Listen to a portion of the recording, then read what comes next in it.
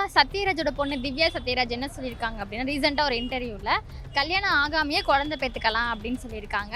அம்மா அவங்க சொல்றது தப்பு தான். இது ஒரு அநாகரிகமான காரியம் மாதிரி தெரியுது. இது கண்டிக்கத்தக்கது தான். இது ரொம்ப கண்டிக்கத்தக்கது. நம்மளோட தமிழ்நாட்டிலே குழந்தை பெக்கிறது தான் நம்மளோட பாரம்பரிய ஒரு விஷயமே. நம்ம எந்த ப்ரொசீஜர் மூலியமாகவும் குழந்தை பெற்றுக்கலாம், மேபி நம்ம அடாப்ஷன் பண்ணிக்கலாம். ஸோ இதனால் திவ்யா சத்யராஜ் சொன்ன கருத்து நான் எந்த விதமாக தப்பாகவும் நான் பார்க்குறேன். திருமணம் குறித்து என்கிட்ட கேட்டாங்க. திருமணம் அப்படிங்கிறது ஒரு கட்டாயம் இல்லை. திருமணம் இல்லாமையே நமக்கு ஒரு குழந்தை வேணும்னு ஆசைப்பட்டவங்க கூட இன்னைக்கு இருக்கிற அதுக்கான வாய்ப்புகள் இருக்குது. திவ்யா கூட நானும் ஒத்து போகிறேன், உடன்பட்டு போகிறேன். From customers to real brand ambassadors. 21,000 plus stories by Jen Housing. அம்மா சத்யராஜோட பொண்ணு திவ்யா சத்யராஜ் என்ன சொல்லியிருக்காங்க அப்படின்னா ரீசெண்டாக ஒரு இன்டர்வியூவில் கல்யாணம் ஆகாமையே குழந்தை பெற்றுக்கலாம் அப்படின்னு சொல்லியிருக்காங்க. இப்போ இருக்க ஜென்ரேஷனோட மைண்ட் செட்டும் அப்படி தான் இருக்குது. கல்யாணம்லாம் தேவை கிடையாதுன்னு நிறைய பேர் நினைக்கிறாங்க. குழந்தையும் பெற்றுக்கலான்னு சில பேர் சொல்கிறாங்க, குழந்தையும் வேணான்னு சில பேர் சொல்கிறாங்க. இதை பற்றி நீங்கள் என்ன நினைக்கிறீங்கம்மா? அம்மா அவங்க சொல்றது தப்பு தான். இது ஒரு அநாகரிகமான காரியம் மாதிரி தெரியுது. இது அதாவது ஒரு கல்யாணம்னா அது ஒரு உலகத்தில் ஒரு பொருத்தமான காரியம். அதுக்கப்புறம் தான் குழந்தை பெருக்கிறது. அது கடவுளுடைய சித்தம். அது அவங்க சொல்கிறது அநாகரிகமான காரியம். அது ஆனால் சில பேர் கல்யாணம் ஆனால் சண்டை வருது, சில பிரச்சனை வருது. ஒருத்தர் விரும்பி இருக்கிறதுனால தான் கல்யாணம் பண்ணுறோம், அது கடைசியில் டிவோர்ஸில் முடியுது. அது எதுக்கு கல்யாணம் பண்ணணும்னு நினைக்கிறாங்க? அதை பற்றி என்னம்மா சொல்ல வரீங்க? அதை பற்றியெல்லாம் ஒன்றும் இல்லாமல் அவங்களோட மனம் பக்குவமானது அனுசரித்து வாழலான்னா கடைசியில் இப்போ முன்னாடியெல்லாம் பார்த்தீங்கன்னா எவ்வளோ ஒரு கொடுமை நடந்தாலும் அந்த மாமியார் தாய் வீட்டுடைய மரியாதை அந்த மாமியார் வீட்டிலேருந்து காப்பாற்றுவாங்க. அதுதான் அது. இப்போ இருக்கிற ஜென்ரேஷன் இப்படி இருக்கிறாங்க. அது நம்ம ஒன்றும் சொல்கிறதுக்கு ஒன்றும் வாய்ப்பு இல்லை. ஒரு கௌரவத்தை காப்பாற்றுறது ஒரு பெண் மேலே எல்லாருமே சுமத்திட்டு இருந்தாங்க. அது அந்த காலத்தில் இருந்துச்சு. இப்போ இருக்க பெண்கள் அதெல்லாம் தேவையில்லையேன்னு நினைக்கலாமேம்மா? அப்போத்தி இருக்கிற பாரம்பரியம் தான் இப்போ அதை கடைப்பிடிக்கிறோம் நம்ம. அது இன்னும் இருந்துச்சுன்னா இன்னும் இப்போ அவங்க காலத்தில் நாங்கள் கடைப்பிடிச்சோம். இப்போ எங்கள் காலத்தில் அவங்க சொல்லுவாங்கல்ல, இவங்க இப்படி இருந்தாங்க அப்படி இருந்தாங்க. அது வழிபாடு தானே, அது ஒரு மரியாதைக்குரிய விஷயம் தானே. அது அவங்கவுங்களோட பர்சனல் ஒப்பீனியனாக இருக்கிறப்ப அதில் நம்ம போய்ட்டு எதுவுமே சொல்கிறதுக்கு எதுவும் இல்லை. அவங்கவுங்களோட ஒப்பீனியனை அவங்கவுங்க சொல்கிறாங்க. ஸோ இதுக்காக நம்ம எதுவும் தனியாக ஒப்பீனியன் கொடுக்குறப்ப இது தேவையில்லாத பப்ளிசிட்டியாக தான் ஆகும். அதனால் இதோட முடிச்சுக்கோங்க. ஃபர்ஸ்ட் ஆஃப் ஆல் மேரேஜ் அப்படின்னு நம்ம எடுத்துக்கிட்டாலே இது ரெண்டு பேர் சேர்ந்து ஒரு பொறுப்பாக இருக்குது. அந்த பொறுப்பு மேரேஜ் ஆகும்போது பெண்களுக்கு ரொம்ப அதிகமாகவே இருக்குன்னு சொல்ல முடியும். ஏன்னா குறிப்பாக அவங்க மேரேஜ்க்கு அப்புறம் குழந்தை பெற்றுக்கிறதாகட்டும், அதை வளர்த்துறதாகட்டும் ஆண்களை விட பெண்களுக்கு ரொம்ப அதிகமாகவே இருக்குது. இதனால் மென்டல் ஸ்ட்ரெஸ் எல்லாமே பெண்கள் தான் ஃபேஸ் பண்ணுறாங்க. அப்படி இருக்கும்போது நம்ம மேரேஜ் பண்ணிக்காமல் ஒரு குழந்தை அடாப்ட் பண்ணுறதாகட்டும், ஐவிஎஃப் ட்ரீட்மெண்ட் நம்ம குழந்தை பெற்றுக்கிறதாகட்டும் எல்லாமே பெண்கள் சார்ந்ததாக இருக்குது. ஏன்னா கல்யாணத்துக்கு அப்புறம் குழந்தை பெற ஒரு விஷயம் ஆண்களை விட பெண்கள் தான் ஒரு போல்டான ஒரு டெசிஷன் எடுக்கிறாங்க. ஸோ அப்படி இருக்கும்போது மேரேஜ் ஆகாமையே நம்ம குழந்தை பெற்றுக்கலாம் அப்படின்ற டெசிஷனையும் இப்போ பெண்கள் கிட்ட தான் அதிகமாக பார்க்க முடியுது. இப்போ நீங்கள் ஒரு ஆண் கிட்ட போயிட்டு நான் மேரேஜ் ஆகாமல் ஒரு குழந்தைய அடாப்ட் பண்ணி வளர்த்துவீங்களா அப்படின்னு கேட்டால் அவங்க அதுக்கான கரெக்டான ஆன்சர் சொல்ல மாட்டாங்க. இப்போ நம்ம பெண்கள் எடுத்துக்கிட்டோன்னா நிறைய பேர் எனக்கு மேரேஜில் விருப்பம் கிடையாது, ஆனால் எனக்கு குழந்தை தேவைப்படுது அப்படின்றது அவங்க ரொம்ப ஸ்ட்ராங்காகவே இருக்காங்க. அது ரொம்ப விருப்பமும் படுறாங்க. ஸோ அப்படி இருக்கும்போது நம்ம எந்த ப்ரொசீஜர் மூலியமாகவும் குழந்தை பெற்றுக்கலாம், மேபி நம்ம அடாப்ஷன் பண்ணிக்கலாம். ஸோ இதனால் திவ்யா சத்யராஜ் சொன்ன கருத்து நான் எந்த விதமாக தப்பாகவும் நான் பார்க்கல. அப்பா அம்மா பார்த்து வளர்த்த பிள்ளைங்க கல்யாணம் வேணான்னு சொல்கிறது அவங்க மனநிலை. அவங்க யாரையோ விரும்புகிறாங்க போகிறாங்க அப்படின்னு சொல்லலாம். ஆனால் அது நல்லா இல்லை. இதை பெரியவங்க பார்த்து நிகழ்வு தான் நல்லபடியாக லைஃப் லாங் நல்லா இருக்கும். அவங்களாம் முடிவெடுக்கிறது சில நேரம் நல்லா இருக்கும், சில நேரம் நல்லா இல்லாமல் போகும். குழந்தை வேணும்னு தான் அவ்வளோ பேர் தவம் இருந்து குழந்தை எடுக்கிறாங்க. இப்போ குழந்தையே வேணாம், கல்யாணம் ஆகி குழந்தையே வேணாம், நம்ம சந்தோஷமாக இருந்துருவோங்கிற சூழ்நிலையில் அவங்க இருக்காங்க. அதெல்லாம் நல்லா இல்லை. அடுத்த வாரிசு இருந்தால் நல்லாயிருக்கும். திவ்யா அவங்க சத்யராஜ் பொண்ணு சொன்னாங்க இல்லையா, கல்யாணம் ஆகாமே குழந்தை பெற்றுக்கலாம். கல்யாணம் ஆகாமல் குழந்தை பெற்றுக்கணும்னு நினச்சா நிறைய நிறைய நிறைய இடங்கள்ல அது நடக்கும். ஆனால் அது சரியாக இல்லை. அது நம்ம தமிழ்நாட்டுக்கு ஒரு அழகு இல்லையா? இந்திய நாட்டில் ஒரு சாணித்தியமாக இவ்வளோ பாரம்பரியமாக இருக்கிறது சனாதன தர்மம் இருக்குது. தெய்வங்கள் கூட பாருங்கள் திருக்கல்யாணம் பண்ணிக்கிட்டு அப்புறமேட்டி குழந்தை அந்த மாதிரி தான் இருக்கணும். அது நல்லா இல்லை, சரியாக படலை. இப்போ கல்யாணத்து மேலேயே நம்ம எல்லாருக்கும் கொஞ்சம் கொஞ்சமாக நம்பிக்கை குறைஞ்சிக்கிட்டு இருக்கு. இதுக்கு காரணம்னு நம்ம நிறையா சொல்லலாம். சின்ன வயசுலேருந்து நம்ம பேரண்ட்ஸோட மேரேஜ் லைஃப் பார்த்துட்டு வளர்ந்துருப்போம். அவங்க சண்டை போடுறது, அந்த மேரேஜ் லைஃப்பில் இருக்க பிரச்சனைகள் மூலயமா நம்மளுக்கு வந்து கல்யாணத்து மேலே ஒரு இன்ட்ரெஸ்ட் இல்லாமல் போயிருக்கலாம். அப்படி இல்லைன்னா ஒரு லவ் ஃபெயிலியர், இல்லை டிவோர்ஸ் ஆனவங்க, இல்லை விதவைகள், இந்த மாதிரியான நிறைய ரீசன்னால இப்போ வந்து மேரேஜ் மேலே இன்ட்ரெஸ்ட் வந்து நிறைய பேருக்கு ரொம்ப கம்மியாயிட்டே வருது அப்படிங்கிறது நிஜமான ஒரு விஷயம். அப்படி இருக்கிறவங்க கூட நமக்குன்னு ஒரு குழந்தை இருந்தால் நல்லாயிருக்கும் அப்படின்னு நினைக்கிறாங்க. நம்மளுக்குன்னு ஒரு உயிர் இருக்கணும், நமக்காக ஒருத்தவங்க இருக்கணும் அப்படின்னு நினைக்கும் போது ஒரு பெண்ணாக வந்து திருமணம் ஆகாமல் ஒரு குழந்தைய அடாப்ட் பண்ணிக்கிறதோ, இல்லை மற்ற மெடிக்கல் ப்ரொசீஜர் மூலிமா போய் ஒரு குழந்தைய பெற்றுக்கிறதோ வந்து எந்த வகையிலும் தப்பான ஒரு விஷயமா இருக்காது அப்படின்னு நான் நம்புகிறேன். இல்லை கல்யாணம் பண்ணாலும் குழந்தையே வேணாலும் ஏன் நினைக்கிறாங்கன்னு உங்களுக்கு தெரியுமா? ஃபஸ்ட்டு கமிட்மெண்ட்டுக்கு யாரும் வந்து தயாராக இல்லை அப்படின்னு நான் நினைக்கிறேன். கல்யாணம் பண்ணால் நிறையா கமிட்மெண்ட்ஸ் இருக்குது, நிறைய பொறுப்புகள் இருக்குது. அதுக்கு வந்து மென்டலி அவங்க வந்து ப்ரிப்பேர்டாக இருக்காங்களா அப்படிங்கிறது தெரியல. ஸோ ஒரு கல்யாணத்துக்கு வந்து ஏதோ ஒரு கம்பல்ஷனால் நம்ம போயிடுறோம். அப்பா அம்மா வந்து கல்யாணம் பண்ணிக்கணும்னு நினைக்கிறாங்க, இல்லை லவ் பண்ணுறோம் அப்படிங்கிற ஒரு கம்பல்ஷனால் நம்ம கல்யாணம் பண்ணிக்கிட்டாலும், ஒரு குழந்தைய வந்து நம்ம இந்த உலகத்துக்கு கொண்டு வரோம் அப்படிங்கிறோன்னா, அந்த குழந்தைய நம்மளால் வந்து 100% ரொம்ப சேஃப் அண்ட் செக்யூரான ஒரு சூழலில் வளர்க்க முடியுமா அப்படிங்கிற ஒரு சந்தேகம் நிறைய பேருக்கு இருக்குது. அதுவும் வந்து ஒரு குழந்தை வந்து பெற்றுக்கணுமா அப்படிங்கிற ஒரு சந்தேகத்தை ஏற்படுத்துது.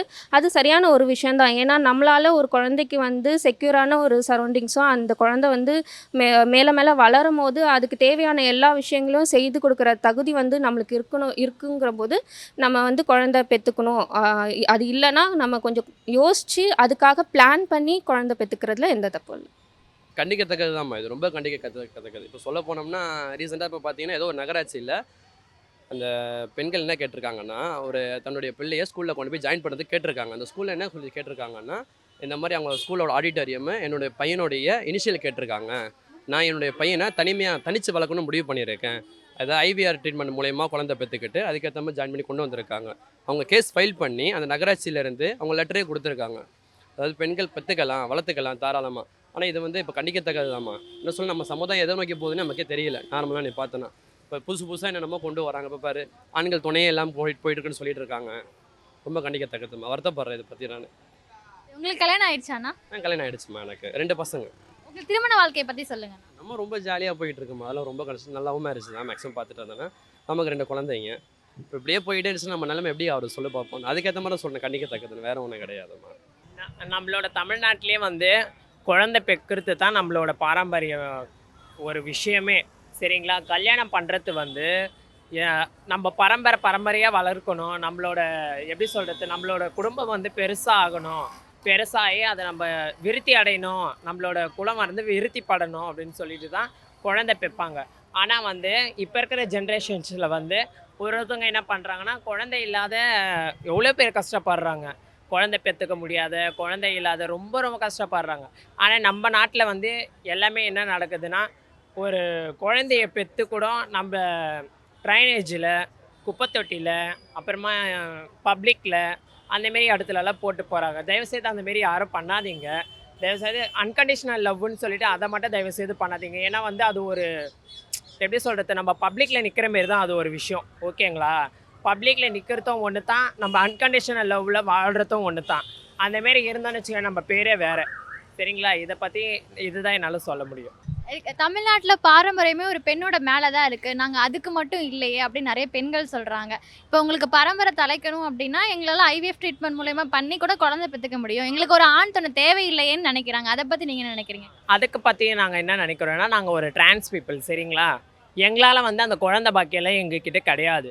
ஆனால் எங்களாலேயும் பெற்றுக்க முடியும். இப்போ இருக்கிற சுச்சுவேஷன்ஸில் வந்து எல்லாமே லேக்ஸாக போட்டால் எல்லாமே சம்பாதிக்கலாம், எல்லாமே பண்ணலாம், எல்லா சர்ஜரிங்களும் பண்ணலாம். நாங்களும் ஃபீமேலாக ஆகிறதுக்கோசம் நாங்கள் எல்லாருமே எல்லா சர்ஜரிங்கும் பண்ணுறோம்.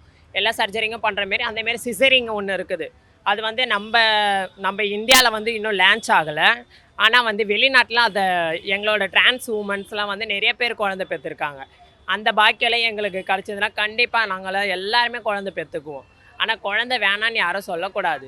கடவுள் கொடுக்குற வரம் அது நம்மளுக்கு குழந்தை. ஒருத்தவங்க குழந்தை இல்லாத ரொம்ப ரொம்ப கஷ்டப்படுறாங்க. நம்ம கண்ணுக்கு எதிராக பார்க்குறோம், நாங்களே ரொம்ப கஷ்டப்படுவோம். எதனா ஒரு குழந்தைங்க ரோட்டில் இருந்தால் அந்த குழந்தைய எடுத்து நாங்கள் வளர்க்கணும், எங்களுக்கு ரொம்ப நாங்களும் ஒரு தாயாக ஆகணும். எங்களுதுலேயே வந்து டிரான்ஸ் உமன்ஸில் வந்து எங்களுக்குன்னு ஒரு இது இருக்குது.